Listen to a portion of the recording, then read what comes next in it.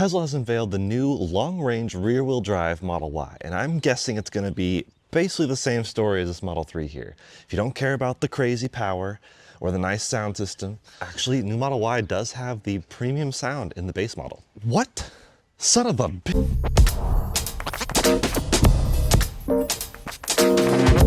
Okay, so yes, Tesla did finally unveil the ordering and everything about the new Model Y base model in the United States. We've seen glimpses of the new variations of Model Y overseas. That's typically where we get the news first. The new Model Y itself was unveiled 5 months ago overseas. But now we know everything about the new Model Y base model being built in the US for US customers. And yes, it has the premium sound system. Amazing. People, us included, were sometimes torn even with the base Model 3 because $5,000 separates the base model to the all-wheel drive. The all-wheel drive gives you more power and also the premium sound system, and it just feels like a little bit more car. But the Model Y is really a different story. The new Model Y base model is just, as far as I can tell, a powertrain difference. You still have the same interior. It's not quite as premium as the launch edition interior, so you don't get some of the like micro suede stuff, but it still is a really nice interior. It's a really nice place to be. And yeah, otherwise it's like the same exact car. You've picked your colors. We still don't have the new light blue color that was unveiled back in China, but still some pretty decent colors. But yeah, even the sound system's the same acoustic laminated glass. Everything else feels like the same car. I think some people were speculating what if they went the direction of the Cybertruck, the base model Cybertruck being way more stripped down and still more expensive, but it is a bigger vehicle, so I kind of understand that. But no, perhaps they're saving the super Spartan interior car for the upcoming $25,000 model, if that ever becomes a thing. But let's talk specs, and I kind of have my car here for scale because we're looking at 357 miles of range on the 19-inch Aero wheels, so that's a little bit less than my 363 on these 18s. Then you have 344 miles on the 20-inch wheels. Definitely a pretty impressive range increase because the all-wheel drive Model Y is 327 or 303 depending on the wheel configuration. Then there's range added. I mean, it'd be really nice if Tesla just quoted like 10 to 80 or something, but I guess miles added per minute is really what most people realistically care about. So you're looking at 182 miles in 15 minutes of charging. That's of course with the 19-inch wheels, compared to 195 miles on this spec. So a little bit less, but that makes sense. It's a little bit of a bigger car, a little bit less efficient as we've seen in our range testing. But yes, we have no reason to believe it's not my drivetrain. So this Model 3 right here, 0 to 60 in 4.9 seconds, about just close to 300 horsepower, a little bit under. Tesla doesn't share power numbers, of course, which would just be so nice. So yeah, it's just going to be the A motor, not dual motor. So with the Model Y, you'll see 5.4 seconds, so a half second slower to 60, but that's still, I think, pretty reasonably quick. And it does seem to be different than the 5.6 seconds 0 to 60 on the Model Y rear-wheel drive, not long range, which we don't get. That's on the, the site over in Europe. So I'm theorizing the smaller battery is a little bit lighter weight, and also being a little bit slower 0 to 60 probably means a slightly slower motor, which is what we saw on the original LFP Highland here in the US.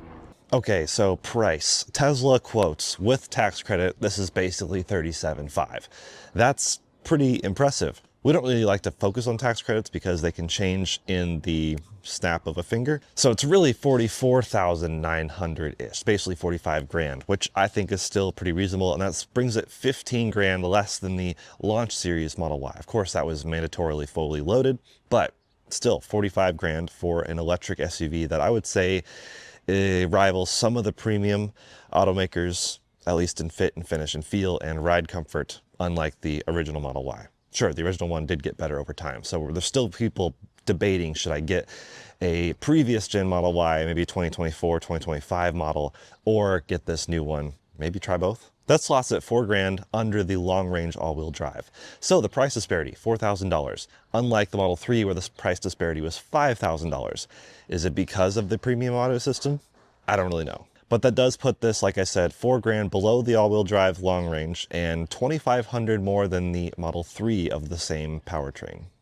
Obviously, there's been a lot of news lately about financing, aggressive financing. Tesla had, 1.99% APR on all-wheel drive long-range Model Y. People were speculating, would that come to this? Well, this has come out and it has not extended to that yet. Still on Tesla's website, they talk about 1.99%, but it specifies the long-range all-wheel drive. So Maybe it'll come to the rear-wheel drive, not really sure. We'll just have to see how Tesla pushes them out, because there's loads of stories about people buying less Teslas right now or selling their Teslas for some other cars. So I'm really curious how well the Model Y will move. But let's talk availability. About 3 to 5 weeks as far as we can tell.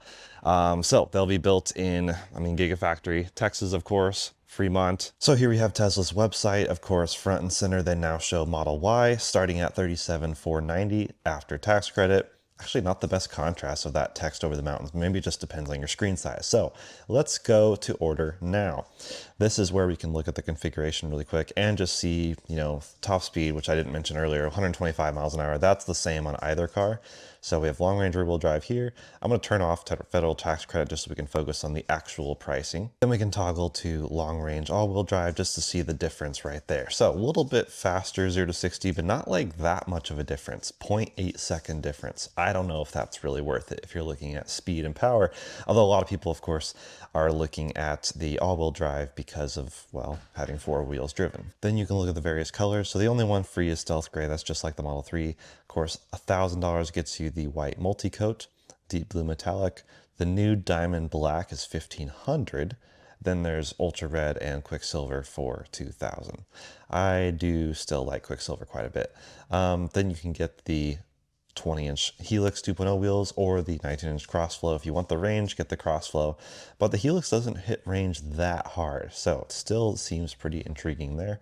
Then the white interior is also $1,000 upcharge. So you can spec a base model up to 50 grand, which I guess is a decent amount of money. Of course, throwing on FSD will add another 8,000, and then the home charger, a very 420 number. Oh yeah, so when you spec all-wheel drive with all those options, it brings it above the original launch series, which shows that that really was a good deal if you want everything.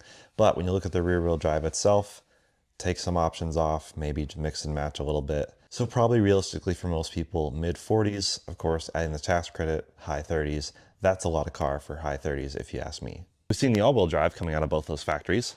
And yeah, I guess time will tell how well this car does, how well it'll sell. I mean, it really is compelling, being only $2,500 more than this Model 3 with a nicer sound system, a lot more space. Yes, a little bit less range, but not much. So I'm really curious to test the new Model Y long-range rear-wheel drive. A range test would be really interesting because with this one, EPA estimate 363 miles. We did 386 miles. So definitely beat it by 20 some miles in 2 different range tests, by the way. So I'm really curious to see if the Y also beats its EPA. If so, by how much? How does it compare to this?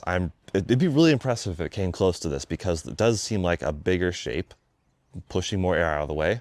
Let us know if you ordered one. Curious if we have any early adopters, and maybe we could even test one of the first ones into customer hands. And let me know if you think this leaves plenty of room below it for a much more Spartan car. I mean, are we talking slate level Spartan? I don't know. Roll down windows seems not the Tesla way, but I'd be curious.